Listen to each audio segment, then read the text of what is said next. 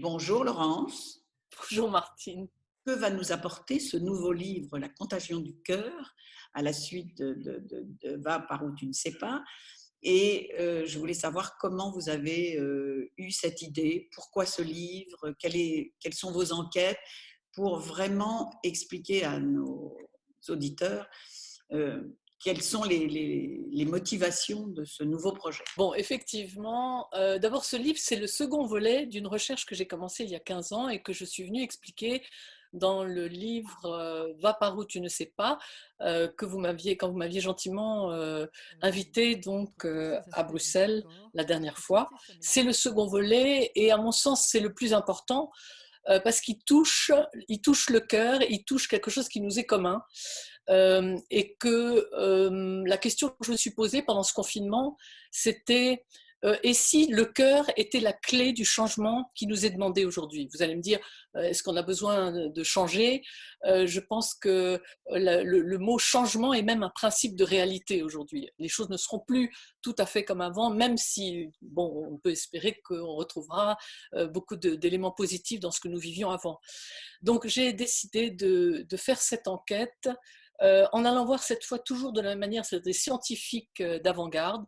J'ai été voir notamment des épigénéticiens cette fois-ci, cardiologues aussi, mais aussi des philosophes, parce que c'est toujours important d'avoir aussi une sagesse philosophique derrière tout ça, derrière cette science, et aussi de l'enchevêtrer avec des éléments de vie, des éléments vécus, pour rendre tout ça plus humain. Voilà. Et je me suis rendu compte que, en fait, au-delà de ce que nous savons sur le cœur aujourd'hui, euh, les recherches nous en disent beaucoup plus aujourd'hui sur les pouvoirs et la portée de notre cœur que ce que nous pouvions en savoir et que ce que nous n'aurions jamais imaginé il y a 50 ans. Donc, par exemple, savez-vous que le cœur est l'organe qui génère le plus fort champ magnétique de tout le corps. Un champ magnétique 5000 fois plus intense que le cerveau. Donc, contrairement à ce qu'on croit, c'est le cœur qui influence le cerveau plus que l'inverse. Donc, cette observation, qui a valu le prix Nobel à un médecin hollandais qui s'appelle Willem Einthoven, qui est le père de l'électrocardiogramme en 1924, en fait, ça change beaucoup de choses. Ça change beaucoup de choses parce que ça signifie d'une autre manière que les ondes qui circulent à travers le champ magnétique du cœur transportent beaucoup plus d'informations au cerveau qu'ils n'en reçoivent de lui, et ça devrait nous faire réfléchir dans ces temps-là où nous sommes coupés les uns des autres, où nous n'avons plus la possibilité de nous toucher, et donc ce qui nous reste, c'est par-dessus tout les liens du cœur. Donc, la deuxième chose aussi que j'ai trouvée passionnante dans ma recherche, c'est que le cœur est le premier organe fonctionnel qui se développe dans l'embryon. Et donc, en fait, les premiers sons qu'entend l'embryon, c'est le cœur de sa mère, et ces sons qui résonnent fabriquent le champ biologique sur lequel l'embryon va se développer. Donc, il y a un cœur à cœur et un transport d'informations réciproques très important qui m'a interrogée aussi sur le sens de l'état psychique des mères quand elles ont des enfants, sur les conséquences que peuvent avoir ce type d'informations pour nos vies après, etc. Ensuite, il y a un troisième élément qui est essentiel et qui a été découvert aussi par notamment l'Institut HeartMath aux États-Unis, en Californie, qui parle de cohérence du cœur. La cohérence du cœur, nous savons que les signaux en fait envoyés par le cœur ont des effets profonds sur le fonctionnement cérébral, et cette qualité agit sur notre clarté mentale et sur des expériences émotionnelles et tout ça.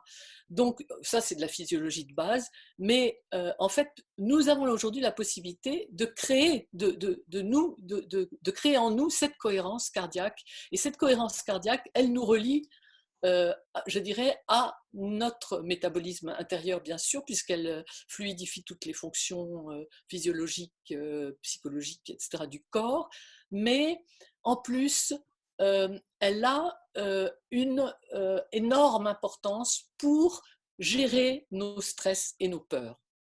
Donc, je dirais, elle est même indispensable. Pour vous donner un exemple, les pilotes de chasse, par exemple, utilisent cette cohérence du cœur, c'est-à-dire en fait l'ajustement des battements cardiaques sur la respiration, pour maîtriser justement leurs émotions, leur stress. et accomplir leur mission, même quand il y a des dangers monstrueux comme ceux auxquels ils sont soumis.